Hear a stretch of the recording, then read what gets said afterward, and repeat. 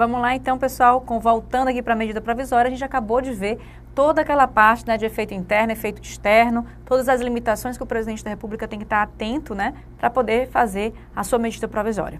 A partir do momento que ele elabora a sua medida provisória, ele manda publicar e é deflagrado o nosso efeito interno. Esse efeito interno, que é exatamente o início do processo legislativo de conversão da medida provisória, que nós temos agora que nos ater, né, que nós temos agora que estudar, e é isso que está lá na nossa Constituição Federal.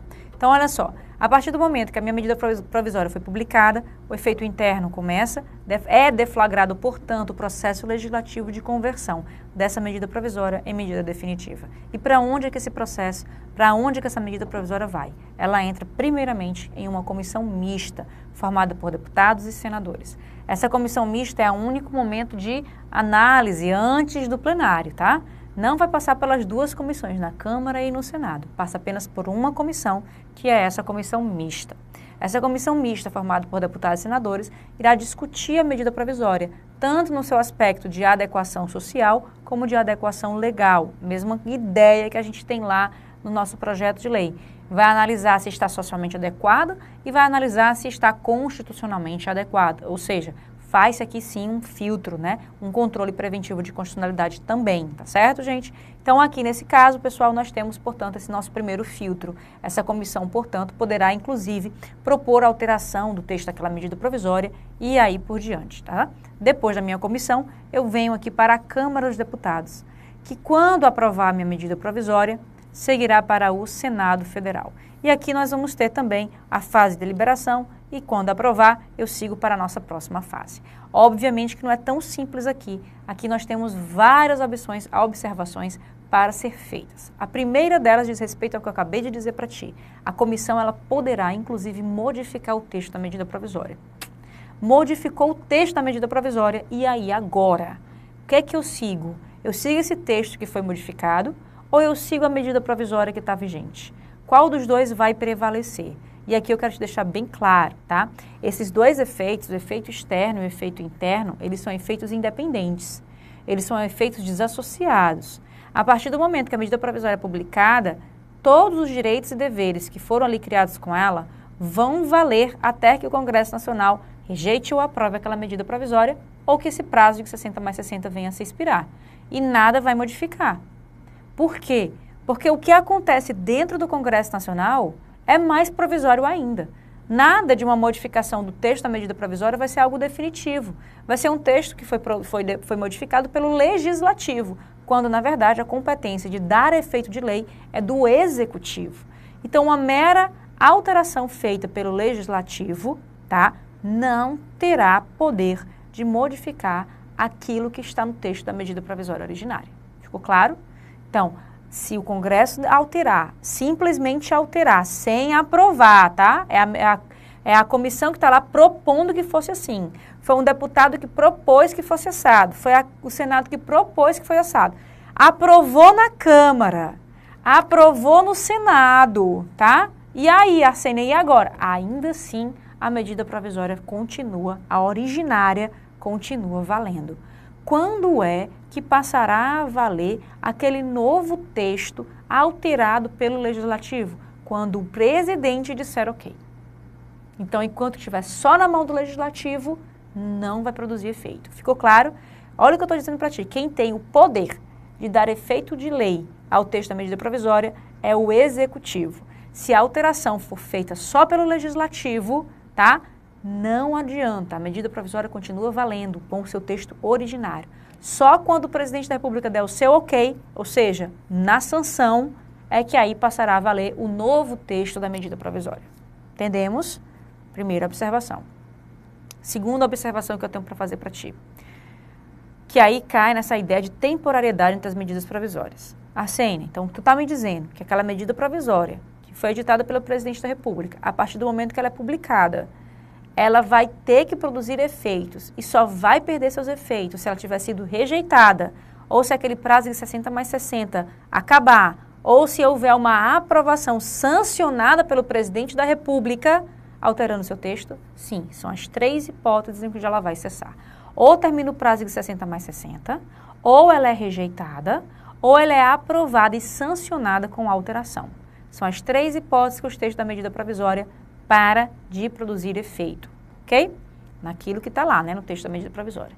A outra hipótese, a quarta e a mais importante de todas, é que o presidente da República poderá editar uma outra medida provisória para modificar aquela que ele publicou anteriormente. Como assim, Arsênia? A pergunta da tua prova vai vir assim, ó.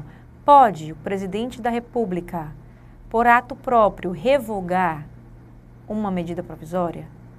Não pode. Só se for uma outra medida provisória. Por ato próprio, ato administrativo, ele não pode. Ele não pode, por exemplo, retirar de pauta aquela medida provisória. Ele tem que editar uma nova medida provisória, tornando sem efeito aquela medida provisória que foi anteriormente editada. E aí, o que acontece? Eu vou ter 2 medidas provisórias. Aí, pessoal, aquela que foi editada fica ali suspensa. O presidente da República edita uma nova medida provisória e ela vai ser analisada pelo Congresso Nacional. Se o Congresso Nacional aprovar essa medida provisória, aquela que tinha sido suspensa perde toda a sua eficácia, acabou. Se o Congresso Nacional não aprovar essa nova medida provisória, adivinha quem volta a valer? Aquela que havia sido suspensa. Entendeu? Então, o presidente da República poderá, portanto, editar uma nova medida provisória para suspender aquela medida que ele havia, editado. Então, mais uma vez, um outro esquema para você, tá? Publicada a MP. A alteração do texto.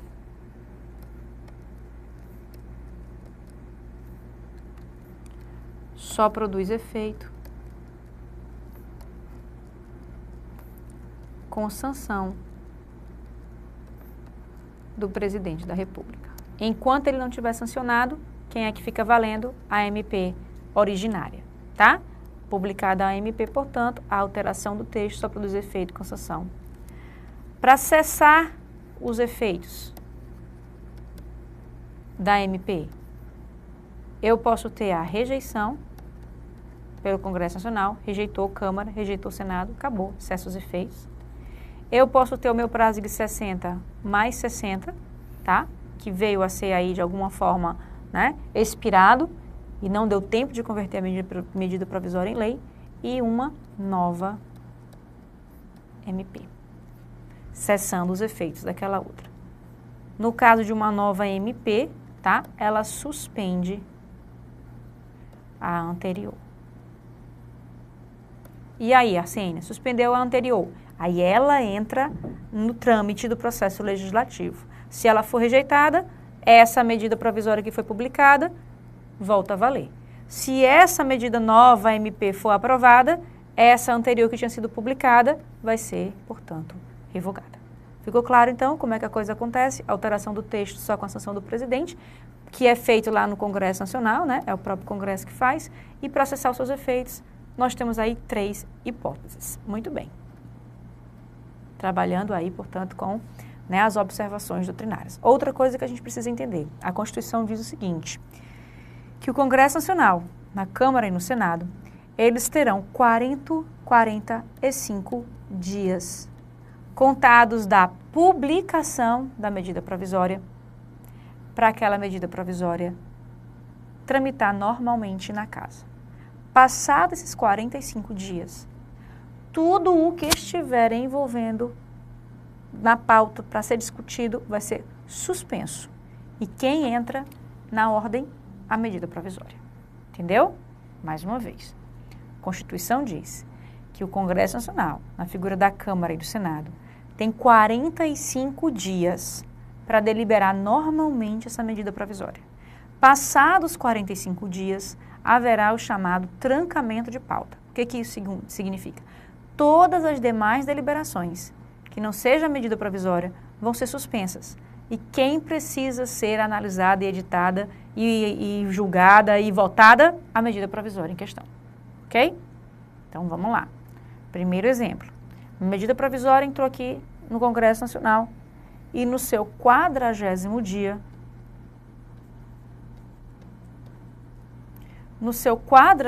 dia, ela foi aprovada na Câmara dos Deputados. Ela vai seguir agora para o Senado Federal. da emissão da medida provisória para a secretaria, da secretaria para entrar no Senado Federal, do Senado Federal para poder entrar em pauta no Senado Federal, tá? Ela já chegou no Senado Federal no seu 45º dia. E aí eu te pergunto, nesse momento aqui, o que acontece com a pauta? Ela vai ser trancada? Ou ela vai ser deliberada normalmente? E da entrada no Senado Federal, contando 45 dias, é que ela vai ser trancada? Como é que fica essa relação da minha medida provisória, que já tem 45 dias, entrando no Senado Federal no seu 45º dia? Pessoal, ela já entra no Senado Federal trancando pauta. Porque esse prazo de 45 dias aqui, ó, ele inicia com a publicação da medida provisória. E não importa se a Câmara dos Deputados é quem deu causa a esse prazo, né, mais extenso. Não importa, o prazo é para o Congresso. Não importa onde está na Câmara, não importa onde está no Senado. O que importa é que onde ela estiver com 45 dias, ela vai trancar a pauta da casa em que ela estiver. E aí, nesse caso, todas as demais deliberações serão suspensas e ela deverá ser deliberada. Ficou claro? Entendemos? 45 dias, portanto, da publicação e todas as demais deliberações serão, de alguma forma, suspensas e ela entrará em pauta. Ok? Muito bem. Agora uma observação. Ultra Mega Blaster, né? Super, hiper, mega aprofundada. Que isso aí é para quem vai fazer prova de receita, prova de AFT, tá? O pessoal que vai fazer nível jurídico, o pessoal aí mais para frente. O pessoal que vai fazer analista qualquer área ou técnico não precisa se preocupar com isso daqui. Mas olha só o que aconteceu, tá? Como é que a gente vai explicar? Vamos lá. A Constituição Federal, ela diz assim, ó, vamos pegar aqui o parágrafo dela para a gente poder ler.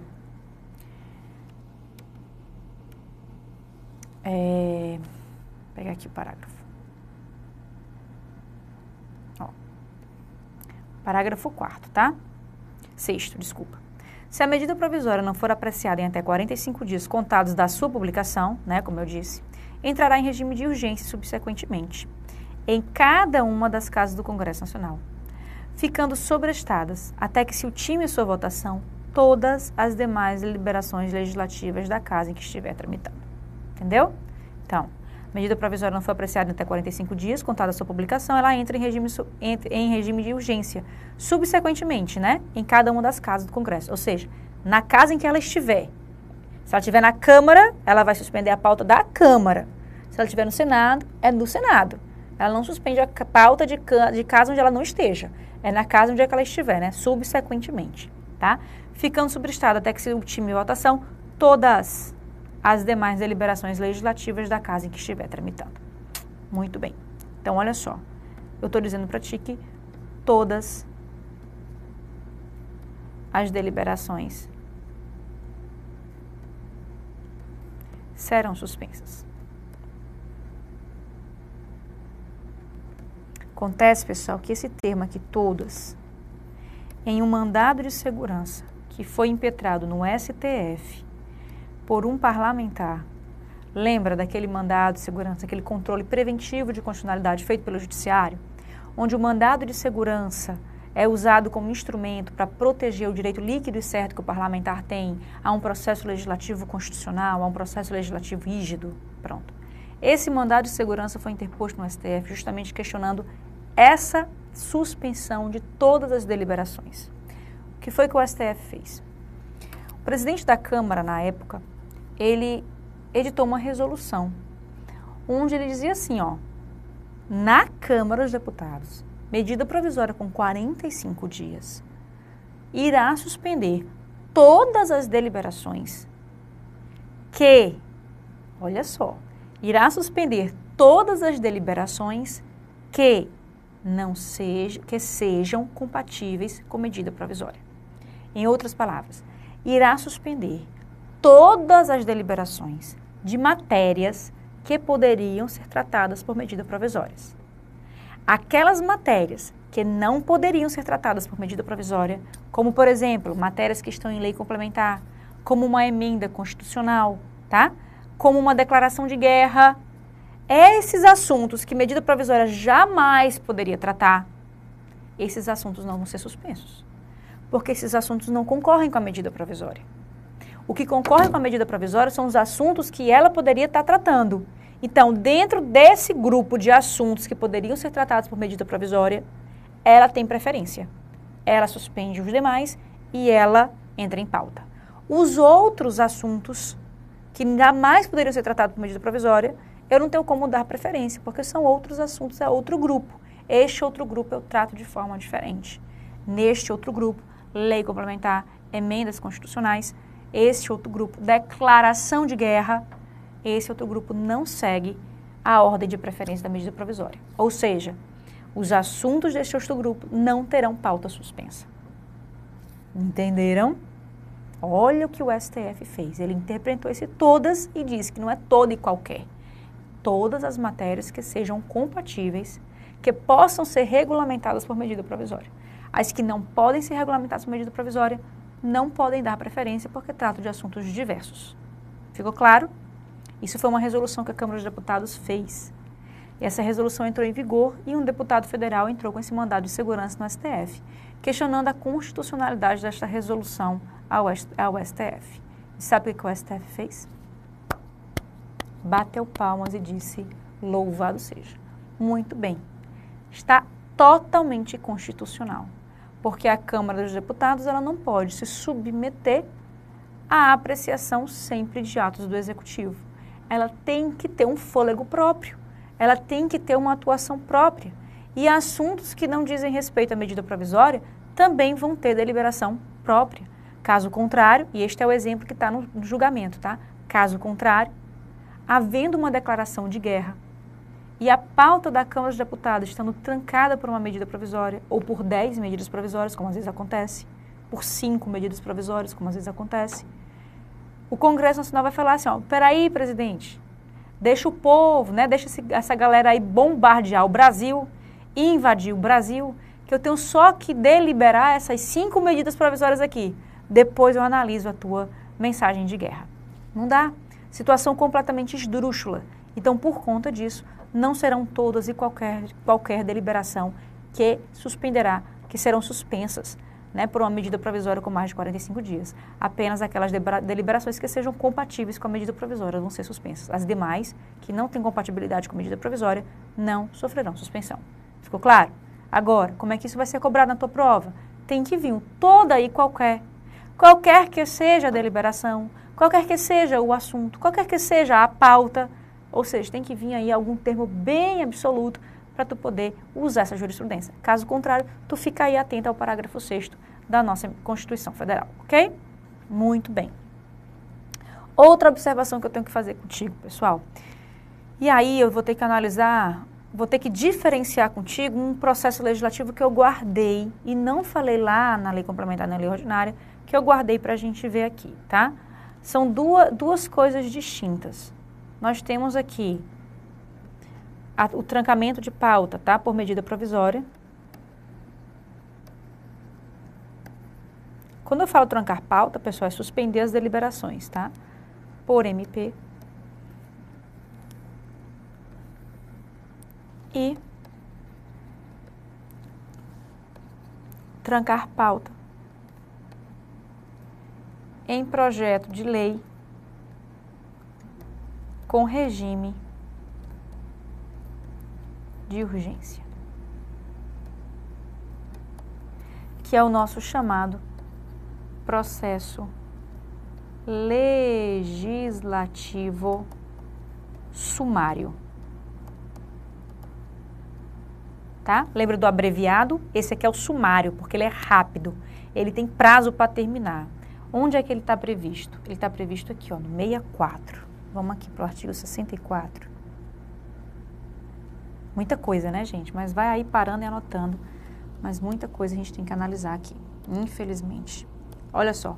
A discussão e votação dos projetos de lei de iniciativa do Presidente da República, do Supremo Tribunal Federal e dos Tribunais Superiores terão início na Câmara dos Deputados. Beleza, tá? Isso aqui nada demais. O Presidente da República poderá solicitar urgência para apreciação de projetos de sua iniciativa. Aqueles que ele iniciar. Tanto faz se é de iniciativa exclusiva, tanto faz se é de iniciativa concorrente. Estou voltando lá para a nossa primeira aula, tá? Tanto faz se é 61, parágrafo 1º, tanto faz se é processo legislativo que ele começou. Se ele começou o projeto de lei, ele pode solicitar urgência.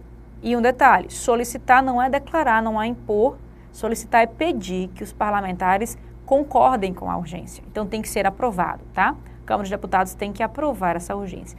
Aprovada a urgência do projeto de lei, o que é que vai acontecer? Olha só, se, no caso do parágrafo 1º, a Câmara dos Deputados do Senado Federal não se manifestarem sobre a proposição, cada qual sucessivamente em até 45 dias, sobrestar-se-ão todas as demais deliberações legislativas da respectiva casa, com exceção das que tenham prazo constitucional terminado até que se ultime a votação. Ou seja, o que eu estou dizendo para vocês é que, primeiro, o prazo de 45 dias conta-se da entrada na casa parlamentar. Entrou na Câmara, 45 dias para deliberar aquele projeto de lei. Se não deliberar em 45 dias, suspende tudo. Tudo, Assênia. Não, suspende tudo que não tenha prazo constitucional. E aí, depois disso vai ser deliberado, passa para o Senado. 45 dias depois o Senado não deliberou. E agora? Suspende tudo. Tudo, Assênia? Não, suspende tudo que não tenha prazo constitucional determinado. Ok? Assênia, exemplos. Vamos lá, sempre para os exemplos, né? Para a gente poder conseguir entender, sempre. Então, olha só. Digamos que eu tenha aqui, tá? Um projeto de lei, uma MP com 45 dias na Câmara dos Deputados. E eu tenho um projeto de lei em regime de urgência com 45 dias. Ok? E eu tenho ainda, pessoal, uma deliberação de veto. Lembra que é em 30 dias? Com 30 dias.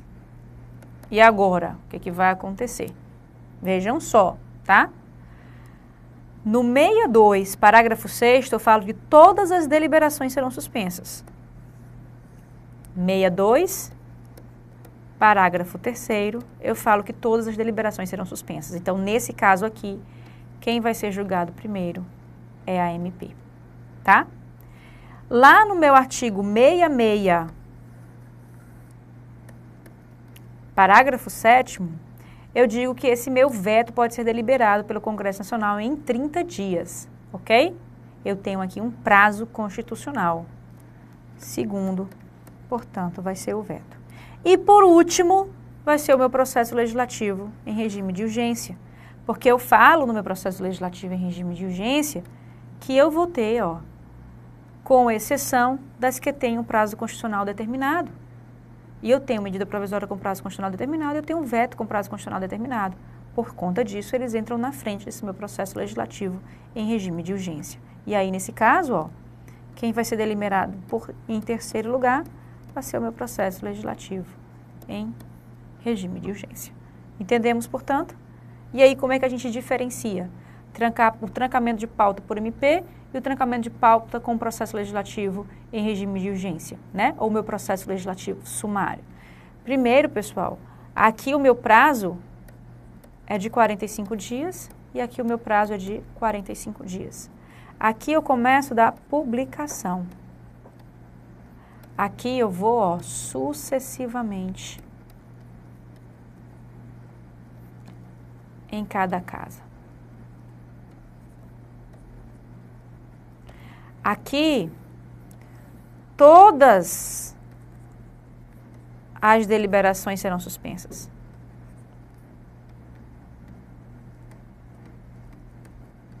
Assim, menos aquela. Sim, ali jurisprudência, né? Vamos lá. Todas as deliberações serão suspensas. Aqui, ó, todas, com exceções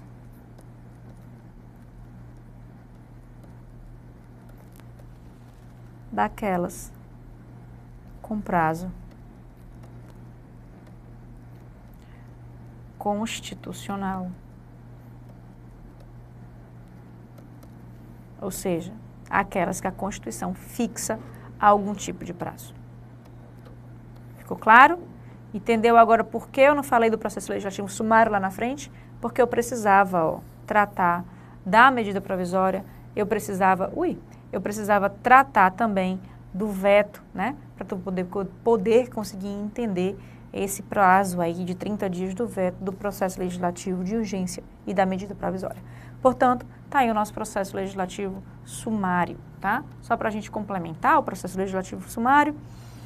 Parágrafo 3º, a apreciação das emendas do Senado Federal pela Câmara dos Deputados far-se-á no prazo de 10 dias, tá? Observando quanto ao mais o disposto no parágrafo anterior, os prazos do parágrafo 2º não correm nos períodos de recesso do Congresso Nacional, nem se aplicam aos projetos de código, tá? Ou seja, esse prazozinho aí de 45 dias em cada caso, se o Congresso estiver em recesso, não vai correr. E nem se aplica também aos projetos de código, tá? O projeto de código ele não vai estar trancando pauta com 45 dias, muito embora ele esteja em regime de urgência. E aqui, pessoal, eu posso aplicar também para minha medida provisória. Esse prazo de 45 dias, esse prazo de 45 dias que nós estamos falando aqui, nesse momento, ele é um prazo que vai ser suspenso, tá?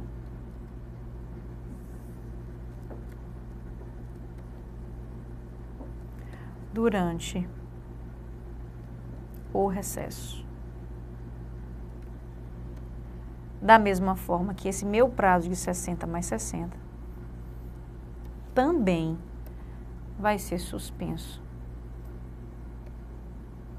durante o recesso. Tá certo?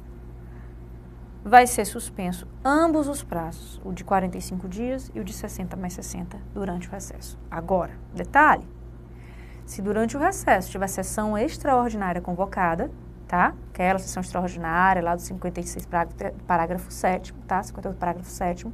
Se eu tiver a minha sessão extraordinária convocada, nesse caso, pessoal, o meu prazo de 45 dias continua fluindo e o meu prazo de 60 mais 60 continua fluindo, tá certo? Sem problema nenhum, nós temos aí a possibilidade do prazo de medida provisória, portanto, estar suspenso durante o recesso ou ter fluência normal durante o recesso, no caso de sessão extraordinária. Ok? Olha aí, o tanto de coisa que nós já aprendemos. Está quase lá, tá?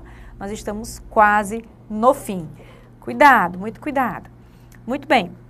Terminamos, portanto, aqui essa nossa fase de deliberação. Digamos que as duas casas conseguiram caminhar nesse meu processo legislativo, né, sem nenhum trancamento de pauta, aprovaram a medida provisória e essa medida provisória foi aprovada integralmente, do jeito que o presidente da República mandou, o Congresso Nacional aprovou.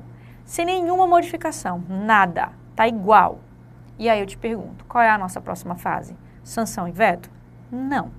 Entenda, se o presidente da República, ele que redigiu a medida provisória, mandou publicar a medida provisória, essa medida provisória foi publicada, entrou em vigor do jeito que ele queria e agora foi aprovada para virar lei do jeito que ele queria, para que ele vai sancionar ainda? Para que ele vai dizer que concorda, se ele já disse desde o começo que ele concorda com aquele texto?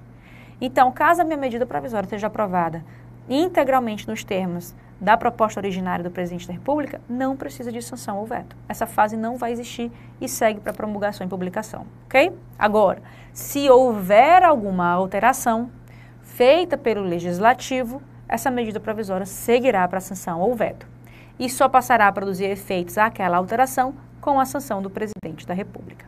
Então, a minha fase de sanção e veto, pessoal, aqui ó, é um talvez bem grandão, porque ele só vai acontecer caso tenha havido alguma alteração aprovada pelo Congresso Nacional. E aí vai para o presidente da República sancionar ou vetar aquela alteração. A CN pode ter deliberação do veto, tudo igual, tudo normal, processo legislativo comum, tá certo? Outra observação, o quórum de aprovação dessa minha medida provisória. A Constituição não diz qual é o quórum, então eu aplico o 46. Vai ser por maioria relativa,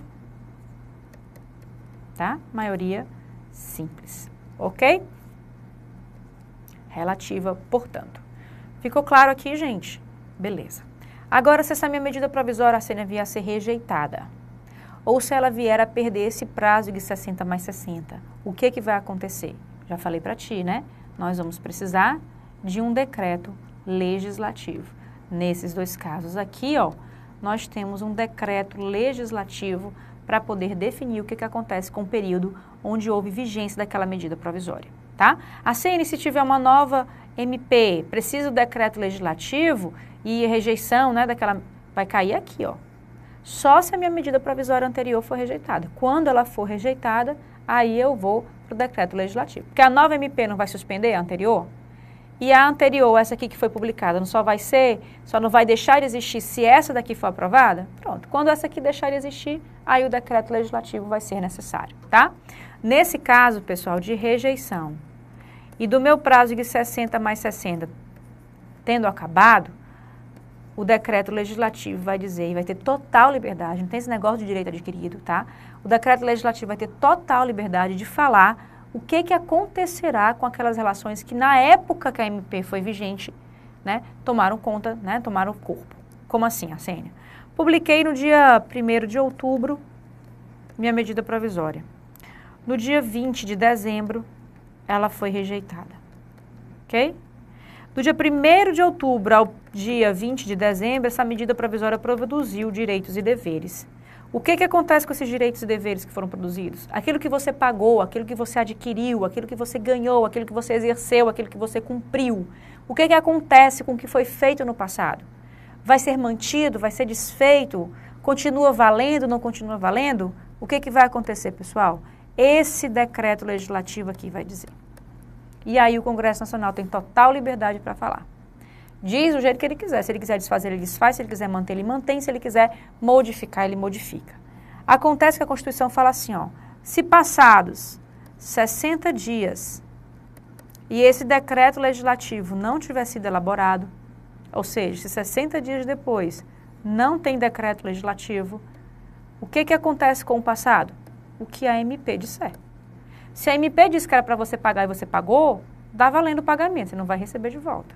Se a MP disse que era para você fazer e você fez, você não vai precisar desfazer. Estão entendendo? O que ela produziu vai ficar perpetuado. Não vai mais poder produzir daqui para frente. Mas o que aconteceu nesse períodozinho aqui, ó, fica perpetuado pela própria MP, caso o decreto legislativo não tenha sido feito. Porque se ele tiver feito, vai acontecer o que ele disser. Ok? Então, o que acontece com o passado de uma MP? Que perdeu o prazo ou que foi rejeitada? Depende. Um decreto legislativo poderá ser editado em 60 dias, regulamentando esse passado. Se ele não for editado, o que a MP disser. Fechou? É isso que vocês precisam saber, tá? Até já para a gente poder fechar tudo isso daqui, tirar essas dúvidas, que eu tô vendo aí as sobrancelhas tudo franzida, né? A Arsênia tranca com 45 dias, mas como é que ela pode perder esse prazo com 60 mais 60? Li teu pensamento, né? Já eu falo sobre isso. Vamos lá, até já.